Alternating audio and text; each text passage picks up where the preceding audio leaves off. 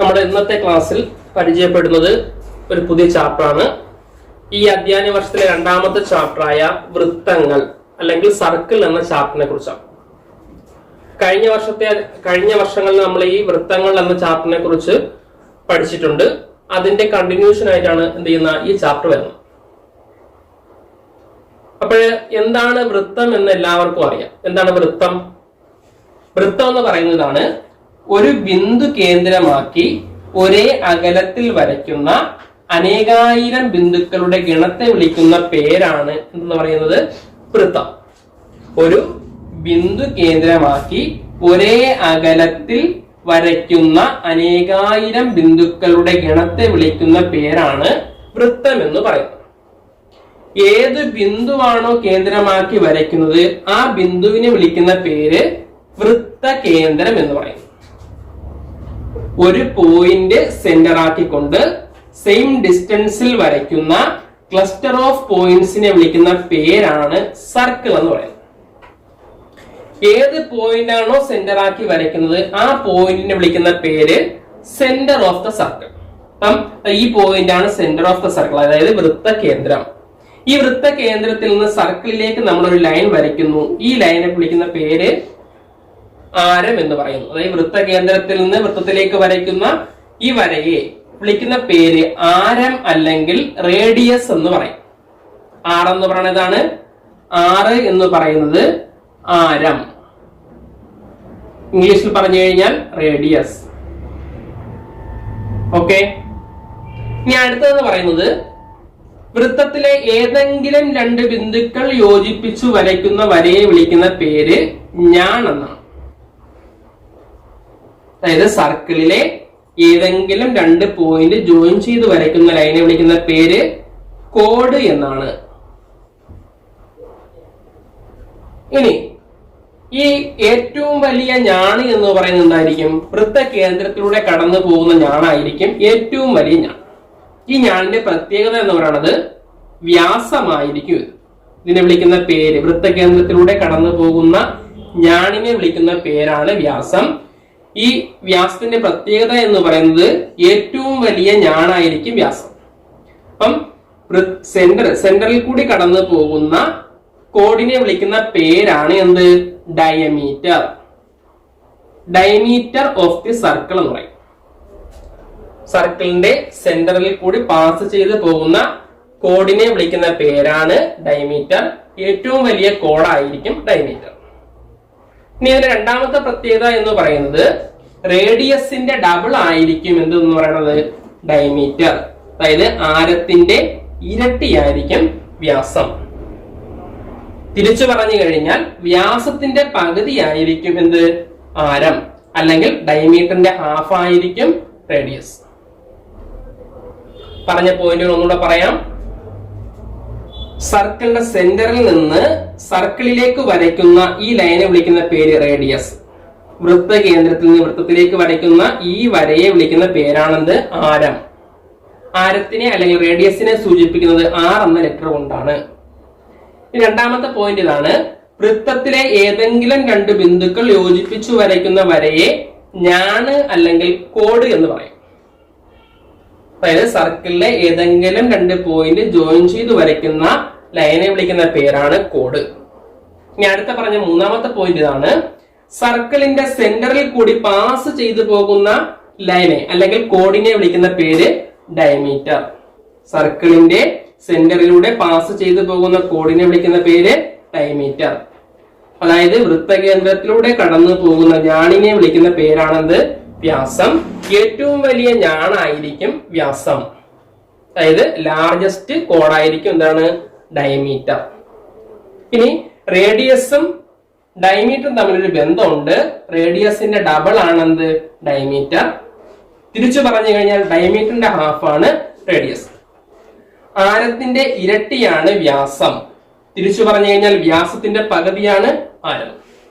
ഇത്രയും കാര്യങ്ങളാണ് ഈ സർക്കിളിലെ ബേസിക് ആയിട്ടുള്ള കാര്യം. നമ്മൾ തൊട്ടു മുമ്പത്തെ അധ്യയന വർഷങ്ങളിലെല്ലാം പഠിച്ചിട്ടുള്ള കാര്യമാണ്.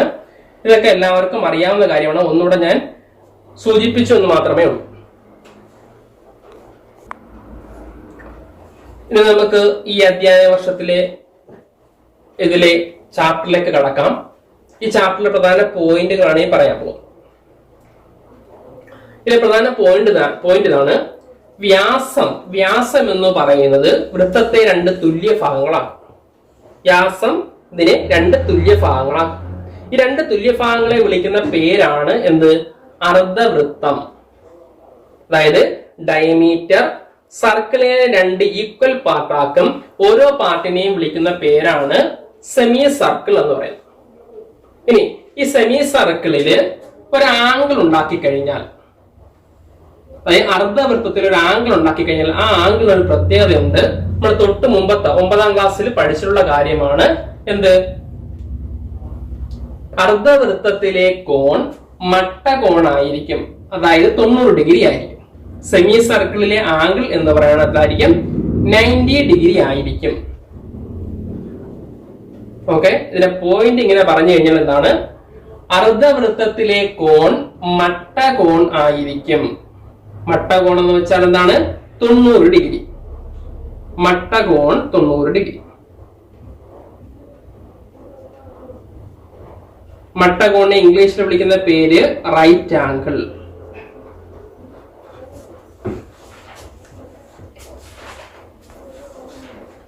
ഒന്നുകൂടി പറയാം. അർദ്ധവൃത്തത്തിലെ കോൺ മട്ടകോണായിരിക്കും. Angle in semi circle is right. അതായത് ഇവിടെ ഈ എ ബി എന്ന് പറയുന്ന വ്യാസമാണ്, അതായത് ഡയമീറ്റർ ആണ്. സി എന്ന് പറയുന്ന ആംഗിൾ. അപ്പൊ ഈ സി എന്ന് പറയുന്ന ആംഗിൾ എത്ര ഡിഗ്രി ആയിരിക്കും? 90 ഡിഗ്രി ആയിരിക്കും. ഈ പോയിന്റ് ഒന്നുകൂടെ പറയാം. അർദ്ധവൃത്തത്തിലെ കോൺ മട്ടകോൺ ആയിരിക്കും. Angle in semi circle is right. പിന്നെ വേറെ രീതിയിൽ പറഞ്ഞു കഴിഞ്ഞാൽ, ഒരു വ്യാസത്തിന്റെ 2 അഗ്രബിന്ദുക്കളെ വൃത്തത്തിലെ ഒരു ബിന്ദുവുമായി യോജിപ്പിക്കുമ്പോൾ ഉണ്ടാകുന്ന കോൺ മട്ടകോൺ ആയിരിക്കും. അതായത് 90 ഡിഗ്രി ആയിരിക്കും. ഇംഗ്ലീഷിൽ പറഞ്ഞു കഴിഞ്ഞാൽ, if we join the ends of a diameter of a circle to a point on the circle, comma, we get a right angle. Okay, ഒന്നുകൂടി പറയാം. ഒരു വ്യാസത്തിന്റെ 2 അഗ്രബിന്ദുക്കളെ വൃത്തത്തിലെ ഒരു ബിന്ദുവുമായി യോജിപ്പിക്കുമ്പോൾ ഉണ്ടാകുന്ന കോൺ മട്ടകോൺ ആയിരിക്കും. അതായത് 90 ഡിഗ്രി ആയിരിക്കും. ഇംഗ്ലീഷിലാണെങ്കിൽ ഇങ്ങനെയാണ്. If we join the ends of a diameter of a circle to a point on the circle, comma, we get a right angle. Right angle എന്ന് പറയുമ്പോൾ എന്താണ്? 90 ഡിഗ്രി.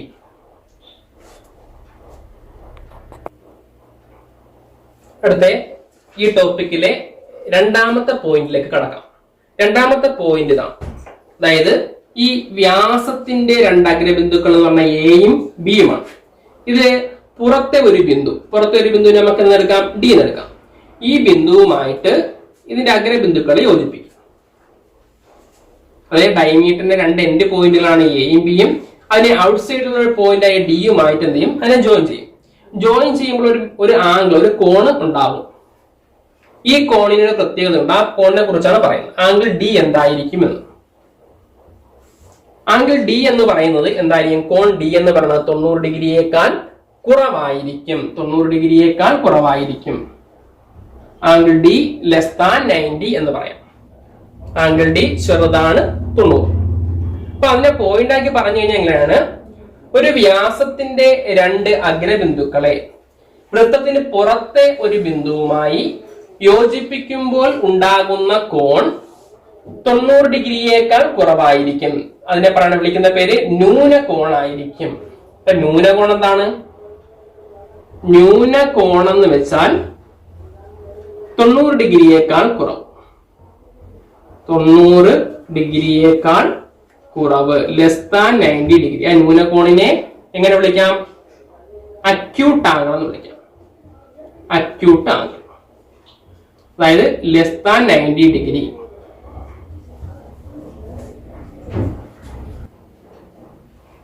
പോയിന്റ് ആക്കി പറഞ്ഞു കഴിഞ്ഞാൽ ഇങ്ങനെയാണ്. If we join the ends of a diameter of a circle to a point outside the circle, comma, we get an acute angle. Acute angle എന്ന് വെച്ചാൽ എന്താണ്? Less than 90 degree. ഒന്നുകൂടെ പോയിന്റ് പറയാം. വ്യാസത്തിന്റെ രണ്ട് അഗ്രബിന്ദുക്കളെ വൃത്തത്തിന് പുറത്തെ ഒരു ബിന്ദുവുമായി യോജിപ്പിക്കുമ്പോൾ ഉണ്ടാകുന്ന കോൺ ന്യൂന കോണായിരിക്കും. അതായത് 90 ഡിഗ്രിയേക്കാൾ കുറവായിരിക്കും. If we join the ends of a diameter of a circle to a point outside the circle, we get an acute angle. Acute angle എന്ന് വെച്ചാൽ എന്താണ്? Less than 90 degree. അടുത്തതിലെ പ്രധാനപ്പെട്ട മൂന്നാമത്തെ പോയിന്റിലേക്ക് കടക്കാം. മൂന്നാമത്തെ പോയിന്റ് ഇതാണ്. അതായത് വ്യാസത്തിന്റെ രണ്ട് അഗ്രബിന്ദുക്കൾ എ ബി ആണ്. അതിനെ വൃത്തത്തിനകത്തെ ഒരു ബിന്ദു, അകത്തെ ബിന്ദുവിനെ എന്തെടുക്കാം? ഇ എന്നെടുക്കാം. ഈ അകത്തെ ബിന്ദുവുമായി യോജിപ്പിക്കുമ്പോൾ ഉണ്ടാകുന്ന കോണിന്റെ പ്രത്യേകത എന്തായിരിക്കും? കാണുമ്പോൾ തന്നെ അറിയാൻ പറ്റും. കോൺ ഇ എന്ന് പറയുന്നത് 90 ഡിഗ്രിയേക്കാൾ കൂടുതലാണ്. കോൺ E, angle E greater than 90, 90 ഡിഗ്രിയേക്കാൾ കൂടുതലാണ്. അപ്പൊ ആംഗിൾ ഇ എന്ന് പറയുന്നത് എന്താണ്? 90 ഡിഗ്രിയേക്കാൾ കൂടുതൽ. Angle E greater than 90. അപ്പൊ അതിനെങ്ങനെ പോയിന്റ് ആക്കി പറഞ്ഞു കഴിഞ്ഞാൽ എങ്ങനെ പറയാം? വ്യാസത്തിന്റെ രണ്ട് അഗ്രബിന്ദുക്കളെ വൃത്തത്തിനകത്തെ ഒരു ബിന്ദുവുമായി യോജിപ്പിക്കുമ്പോൾ ഉണ്ടാകുന്ന കോൺ 90 ഡിഗ്രിയേക്കാൾ കൂടുതൽ. 90 ഡിഗ്രിയേക്കാൾ കൂടുതലിനെ വിളിക്കുന്ന പേര് ബൃഹത് കോൺ എന്നാണ്. ബൃഹത് കോൺ. ബൃഹത് കോൺ എന്ന് വെച്ചാൽ എന്താണ്? 90 ഡിഗ്രിയേക്കാൾ കൂടുതൽ. അതിനെ ഇംഗ്ലീഷിൽ ഇങ്ങനെ പറയാം, ഒബ്റ്റ്യൂസ് ആംഗിൾ. Obtuse angle. വ്യാസത്തിന്റെ അഗ്രബിന്ദുക്കളെ വൃത്തത്തിനകത്തെ ഒരു ബിന്ദുവുമായി യോജിപ്പിക്കുമ്പോൾ ഉണ്ടാകുന്ന കോൺ ബൃഹത് കോൺ ആയിരിക്കും. അതായത് ഗ്രേറ്റർ ദാൻ 90, 90 ഡിഗ്രിയേക്കാൾ കൂടുതലായിരിക്കും. ഇംഗ്ലീഷിലാണെങ്കിൽ ഇങ്ങനെ പറയാം, if we join the ends of a diameter of a circle to a point out inside the circle, we get an obtuse angle. Obtuse angle എന്ന് വെച്ചാൽ greater than 90.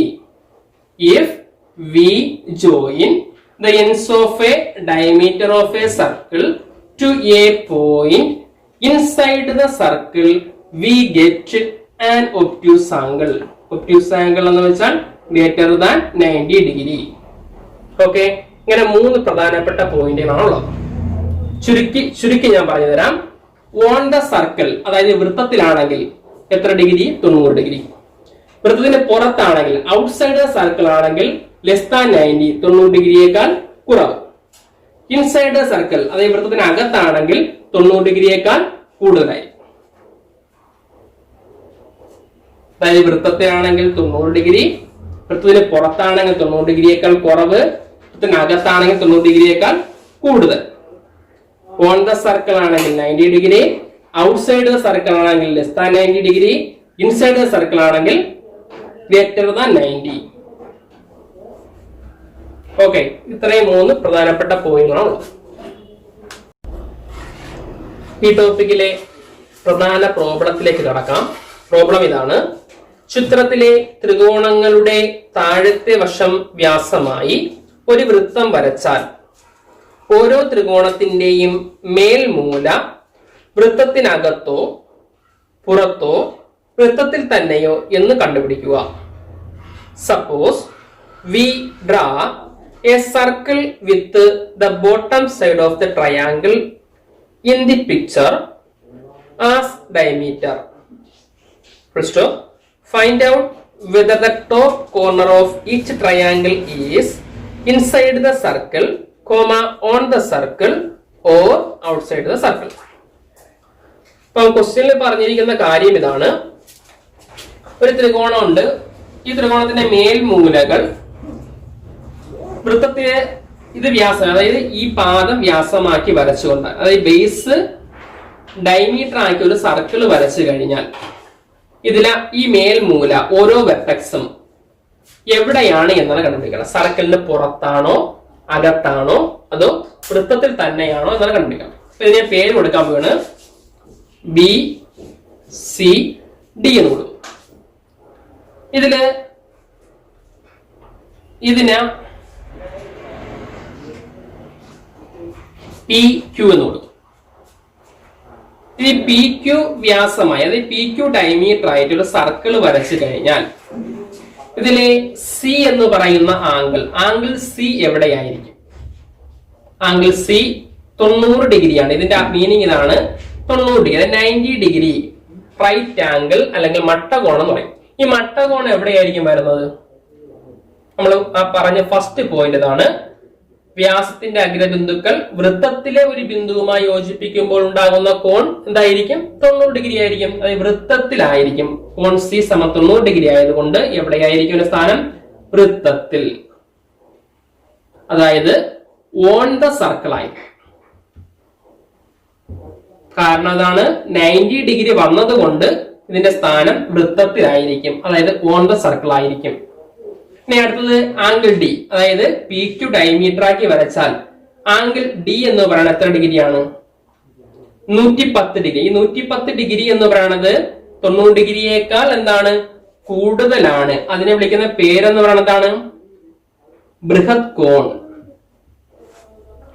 ബൃഹത് കോൺ അല്ലെങ്കിൽ എന്ത് വിളിക്കും? Obtuse angle. ഒബ്റ്റ്യൂസ് ആംഗിൾ അല്ലെങ്കിൽ ബൃഹത് കോൺ വന്നു കഴിഞ്ഞാൽ എവിടെയായിരിക്കും ആ കോണിന്റെ സ്ഥാനം, ആ ആംഗിളിന്റെ സ്ഥാനം? വൃത്തത്തിന് പുറത്തായിരിക്കുമോ അകത്തായിരിക്കുമോ? അതായത് വൃത്തത്തിന് അകത്തായിരിക്കും. ബൃഹത് കോൺ വന്നു കഴിഞ്ഞാൽ വൃത്തത്തിനകത്ത്, inside the circle, inside the circle, inside the circle. Okay. ഇനി ഏത് ആംഗിളൂടെ ഉണ്ട്? Angle B. ആംഗിൾ ബി എന്ന് പറയുന്നത് എത്ര ഡിഗ്രിയാ? ആംഗിൾ ബി എന്ന് പറയുന്നത് 70 ഡിഗ്രി. 70 ഡിഗ്രി എന്ന് പറയുന്നത് ന്യൂനകോണാണ്. ന്യൂനകോണിനെ എങ്ങനെ വിളിക്കാം? അക്യൂട്ട് ആംഗിൾ ആണ്. ഈ അക്യൂട്ട് ആംഗിൾ വന്നു കഴിഞ്ഞാൽ അതിന്റെ സ്ഥാനം എവിടെയായിരിക്കും? ഔട്ട്സൈഡ് ദ സർക്കിൾ, വൃത്തത്തിന് പുറത്തായിരിക്കും. വൃത്തത്തിന് പുറത്ത്, വൃത്തത്തിന് പുറത്ത്, അതായത് outside the circle, outside the circle. ഇങ്ങനെ 3 പോയിന്റ് കിട്ടി. 3 പോയിന്റ്. അപ്പൊ ഒന്നാമത്തെ പോയിന്റ് ആംഗിൾ സി 90 ഡിഗ്രി, അതായത് റൈറ്റ് ആംഗിൾ, അതായത് മട്ടകോൺ. മട്ടകോൺ വന്നു കഴിഞ്ഞാൽ വൃത്തത്തിലായിരിക്കും, അതായത് ഓൺ ദ സർക്കിൾ ആയിരിക്കും. ഇനി ആംഗിൾ ഡി എന്ന് പറയുന്നത് 110. 110ന്റെ പ്രത്യേകത 90 ഡിഗ്രിയേക്കാൾ കൂടുതൽ, അതായത് ബൃഹത് കോൺ, ഒബ്റ്റ്യൂസ് ആംഗിൾ ആണ്. ഒബ്റ്റ്യൂസ് ആംഗിൾ അല്ലെങ്കിൽ ബൃഹത് കോൺ വന്നു കഴിഞ്ഞാൽ അത് എവിടെയായിരിക്കും? വൃത്തത്തിന് അകത്തായിരിക്കും, ഇൻസൈഡ് ദ സർക്കിൾ ആയിരിക്കും. മൂന്നാമത്തെ ആംഗിൾ ബി 70. 70 എന്ന് പറയുന്നത് എത്രയാണ്? ന്യൂനകോൺ, 90 ഡിഗ്രിയേക്കാൾ കുറവ്, അതായത് അക്യൂട്ട് ആംഗിൾ ആണ്. അക്യൂട്ട് ആംഗിൾ വന്നു കഴിഞ്ഞാൽ എവിടെയായിരിക്കും? വൃത്തത്തിന് പുറത്തായിരിക്കും അതിന്റെ സ്ഥാനം, അതായത് ഔട്ട്സൈഡ് ദ സർക്കിൾ ആയിരിക്കും. അങ്ങനെ എളുപ്പ രീതിയിൽ നമുക്ക് എന്ത് ചെയ്യാൻ പറ്റും? 3 ആൻസർ കണ്ടുപിടിക്കാൻ പറ്റും.